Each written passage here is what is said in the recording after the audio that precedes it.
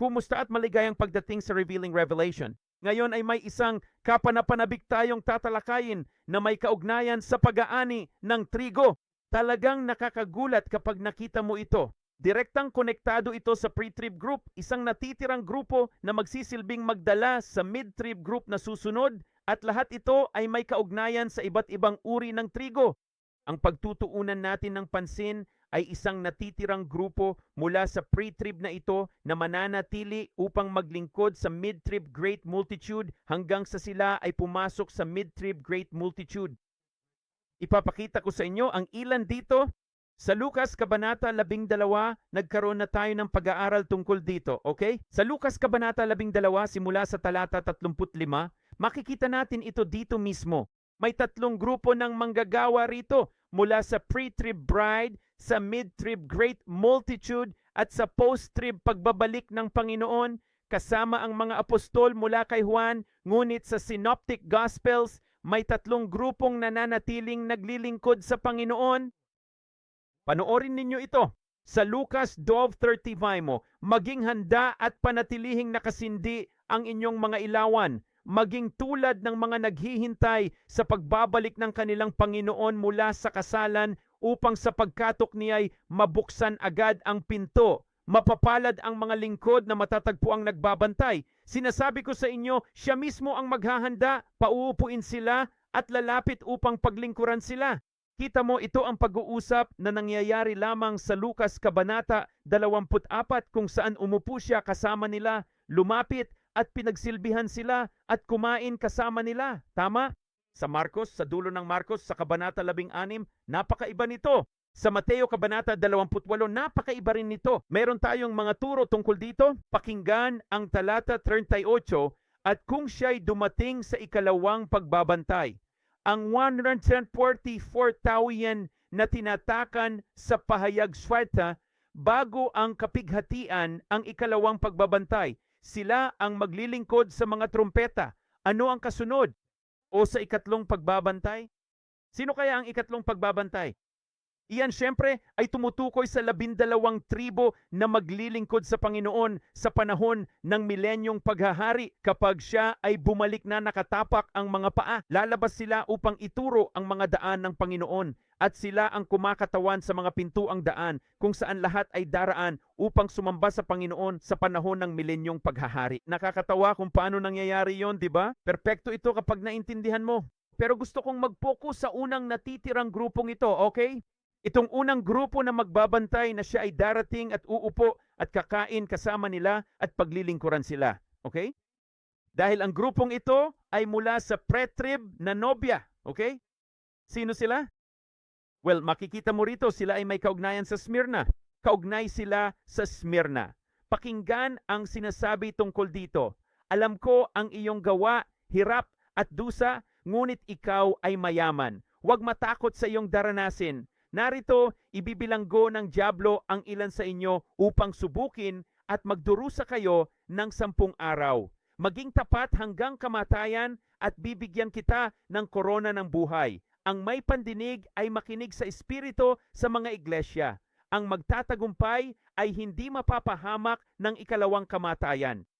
Ang iba sa inyo ay makukulong at papatayin, tama? Ngayon, tingnan ninyo ito.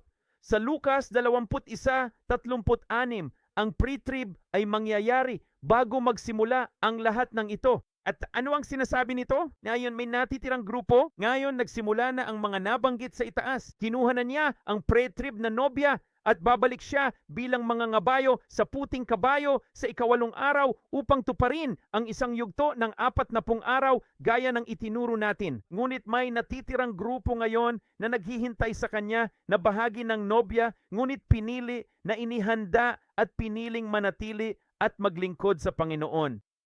Panoorin ang mangyayari. Sabi sa Lucas 21:12, bago ito dadakpin at uusigin kayo, dadalhin sa mga sinagoga't bilangguan at ihaharap sa mga hari't pinuno dahil sa aking pangalan.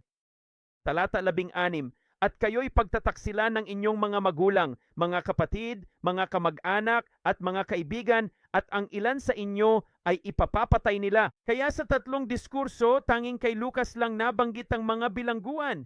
Katulad ng sa pahayag 2 tungkol sa Smyrna. At sinasabi rin dito, ang ilan sa inyo ay ipapapatay, katulad din ng sa Smyrna. Ito ang natitirang grupo mula sa mga kasintahang piniling manatili upang maglingkod sa Panginoon. Sa Lucas 21:36 tungkol sa pre-trib, sabi rito, magbantay at manalangin lagi upang makatakas sa mga mangyayaring ito at makatayo sa harap ng anak ng tao. Nakita mo ba yon? Sino ang mga itinuring na karapat-dapat? Ang pre-trib. Sino yung mga mananatili upang maglingkod sa Panginoon mula sa mga pre-trib? O, panoorin mo ito? Makikita natin sila sa pahayag ay pasensya na sa Lucas Kabanata 20 kung saan may kwento na iba sa Lucas, Marcos at Mateo. Kamangha-mangha ito kapag naunawaan mo na at kung bakit may mga pagkakaibang ito. Pero sa kwento ng babae na 7 beses nag-asawa at tinatanong nila si Jesus ng ganitong tanong, sino ang magiging asawa niya pagdating niya sa langit? Sa talata 35 ng Lucas 20, sinabi niya, ngunit silang mga itinuring na karapat-dapat. Sino sila? Yan ang grupo ng pre-trib, kita mo? Ngunit silang mga itinuring na karapat-dapat upang makamtan ang mundong iyon. Ayos ba? Doon sila pupunta sa pre-trib, sa ikatlong langit. At pagkatapos ay mayroong quit at na nangangahulugang hiwalay ngunit karagdagang bahagi ang pagkabuhay na muli ng mga patay. Kaya may isang grupo na itinuring na karapat-dapat sa mundong iyon na siyang pre-trib sa ikatlong langit at may isa pang grupo na magiging bahagi ng pagkabuhay na muli ng mga patay. Makikita mo lang ito sa bersyon ni Lucas, hindi sa kay Marcos at hindi rin sa kay Mateo. Kita mo sila ay mga anak ng Diyos dahil sila ay mga anak ng pagkabuhay na muli. Hindi mo rin makikita iyan sa kay Marcos o Mateo. Ito ay konektado lamang sa pre-trib at sa isang nalalabing grupo mula sa kanila na maglilingkod sa Panginoon. At paano naman ang pagkabuhay na muli ng mga patay?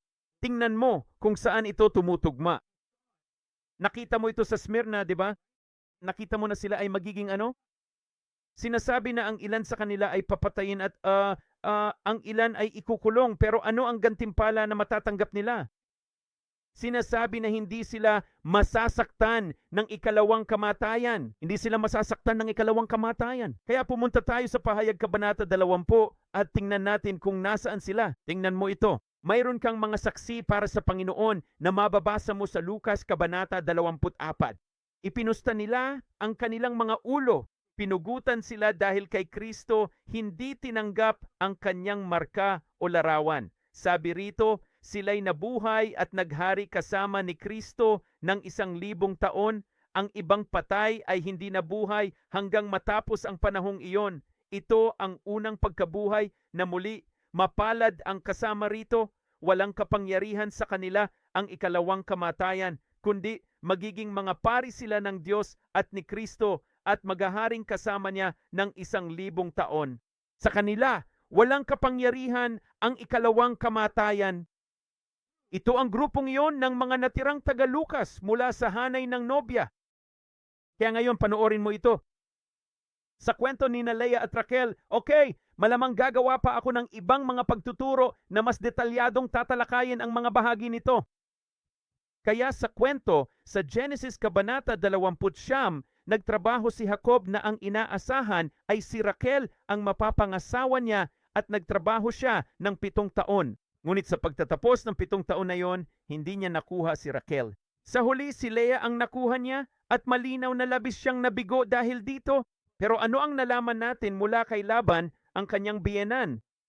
Nalaman natin na hindi niya maaaring ibigay ang mas batang si Raquel, okay? O ang mas bagong tao, tama, ang mas batang si Raquel bago ang panganay na siyang mas matanda.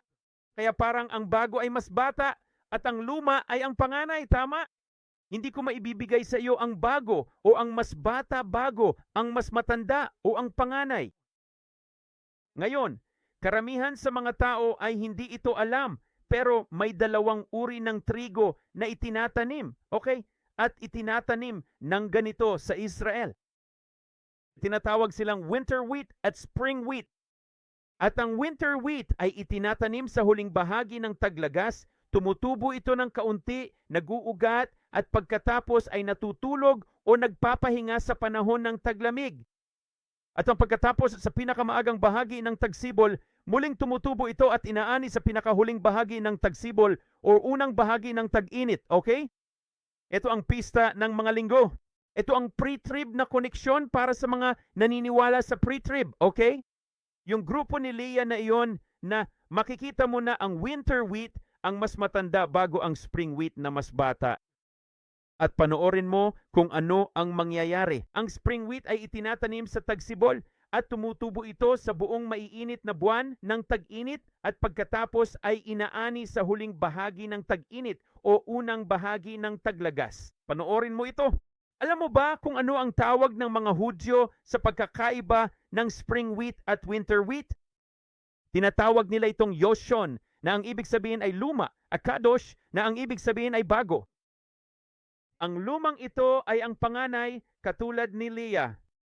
Ang Kadosh ay ang bago, ang pangalawang ipinanganak na si Rachel. Hindi ko maibibigay sa iyo ang bago, ang mas bata bago ang mas matanda.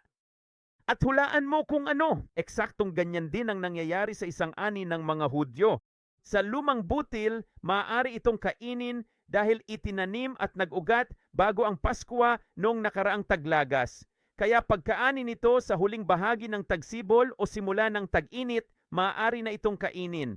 Pero sa Kadosh, sa bagong butil, hindi ito itinatanim hanggang matapos ang Paskwa o sa mismong panahon ng Paskwa, kaya hindi ito nag-uugat hanggang matapos ang Paskwa. Kaya hindi sila pinapayagang kainin ito kahit na inaani ito sa huling bahagi ng tag-init o unang bahagi ng taglagas.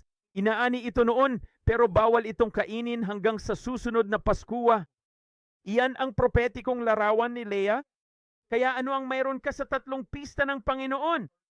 Mayroon kang pista ng mga linggo na konektado sa pre-trib kay Leah at hindi kay Rachel, at pagkatapos ay mayroon kang 6 o 7 taon ng mga tatak bilang 7 araw ng tinapay na walang lebadura. At bakit ang mid-trib ay konektado sa tinapay na walang lebadura at sa ika-7 araw na siyang solemne na pagtitipon tulad ng ika-7 taon ng mga tatak? Ito ay dahil ito ang uri ni Rachel. Ito na ngayon ang bagong trigo na maaari ng kainin at tanggapin sa panahon ng Paskwa. Ngunit ngayon, panoorin mo ito. Alam mo ba na ang Leah winter wheat ay higit pa sa isang cash crop? Kita mo, ang salitang o terminong cash crop dito, ang cash crop na ito ay parang ang binayaran ni Kristo. Ito ang halagang binayaran ni Kristo sa krus. Ito ang mga bagay na binayaran at binili sa pamamagitan ng anihan at na ang mga sakahan ay pinagtatrabahuhan at ibinebenta para sa kita at iba pa. Ngunit alam mo ba kung ano pa ang nagmumula sa winter wheat katulad ng pre-trib at isang natitirang grupo ng mga manggagawa? May isa pa na tinatawag na cover crop, at ang cover crop ay ginagamit para putulin upang magbigay ng nutrisyon at lakas sa susunod na anihin. Hindi ba't nakakabaliw iyon? Tinatawag itong cover crop at pakinggan mo ito habang tinatapos ko. Ang mga cover crop ay mga halamang itinatanim upang takpan ng lupa at hindi para anihin. Ginagamit ang mga ito para pamahalaan ang erosyon at iba pa. Pinapatas ng cover crops ang aktibidad ng mikrobyo sa lupa upang maging mas masustansya ito. Pinapababa ang cover crops ang polusyon sa tubig at mga panganib. Ang cover crops, pakinggan mo ito, ay maaaring pananim na itinatanim sa off-season pagkatapos anihin ng cover crop ang cash crop. Kaya ba ang cash crop ay nauuna at pagkatapos ay meron kang cover crop na natitira? Ngayon, pakinggan mo ito. Ang cover crops ay tinatawag ding nurse crops dahil pinapataas nila ang tsansa ng pagkaligtas ng pangunahing pananim na aanihin at kadalasang itinatanim tuwing taglamig katulad ni Leah. Sila ay bahagi ng natitirang mga pinili na iniiwan upang maglingkod sa Panginoon, inilalagay ang kanilang mga sarili sa panganib at nagbabayad ng halaga upang maani ang susunod na ani. Naway pagpalain ka nito, paalam muna sa ngayon.